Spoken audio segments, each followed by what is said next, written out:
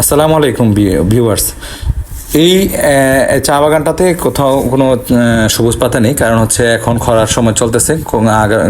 আগামী কিছুদিন পরেই যখন বর্ষা চলে আসবে তখন কিন্তু এখানে পাতায় ভরপুর হয়ে যাবে। তো আমি যে বিষয়টা নিয়ে কথা বলতে চাচ্ছি, এখানে চা বাগান, এখানে আমরা ঘুরতে এসে বা আমরা রাস্তাঘাটে আশেপাশে যেখানে আছি সেখানে আমাদের ময়লা যত্রতত্র ফেলে দিই। তা আমাদের শরীরটাকে যেরকম আমরা যত্ন করে রাখি, আমাদের সব কিছু আমরা যেরকম যত্নের উপরে রাখি, এরকমভাবে আমাদের দেশটাকেও মায়া করতে হবে, যত্ন করতে হবে এবং যত্রতত্র আমাদের ময়লা ফেলা চলবে না।